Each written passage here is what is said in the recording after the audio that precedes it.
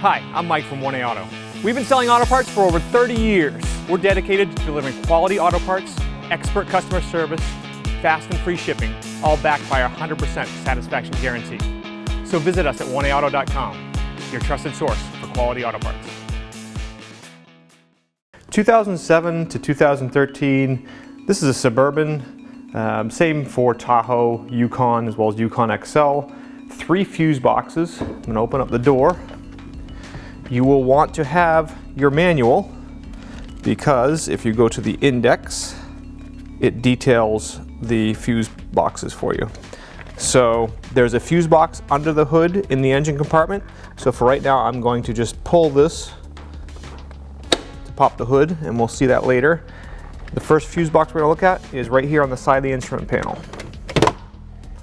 Pull that off just by pulling the bottom, and these harnesses are a little bit in the way, but you can see there is a series of fuses.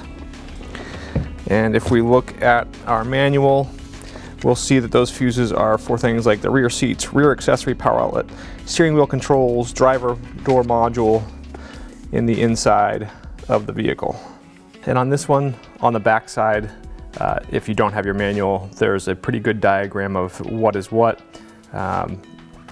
If you kind of orient it just like the fuses, you can see on the fuses there's numbers printed 15 and 20. Those are the amperages, so 15, 10, 20, 30.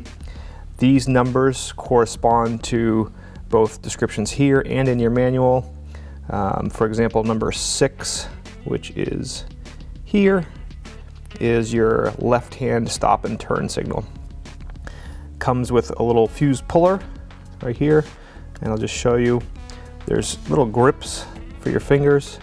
You just push it onto a fuse, grasp the grip, squeeze it, you pull the fuse out, and then to put it back in, you just reverse that, put it in, then give it a little squeeze on the outside to release it and pull it out. And then these go back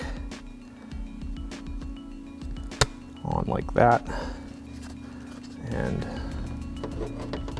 this goes back in. The next fuse box is underneath to the left side of the steering column, and it's right here. You can just pull firmly either on the side, and this cover comes off, and there's a series of harnesses. This has an aftermarket harness here as well, and then there's a couple fuses right in here, all 25 amp fuses.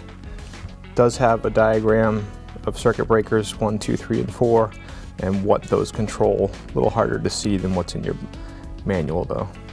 And I'll put this cover back on for now. Basically just kind of put it into place, press, and lock it. And your main underhood fuse box is right here. You should have to pull out and then up, and this cover comes off. And there's a whole series of fuses here, and again, referencing your manual, it'll tell you. So here's the diagram that corresponds to this. So if we look at this fuse here specifically, 30 on the fuse means that it's a 30 amp fuse. In this diagram, it's actually number 34. So if you go and then cross-reference number 34, you can see that that is the sunroof fuse. And if you really wanted to test it, you could have somebody work a sunroof. And there should be actually a little,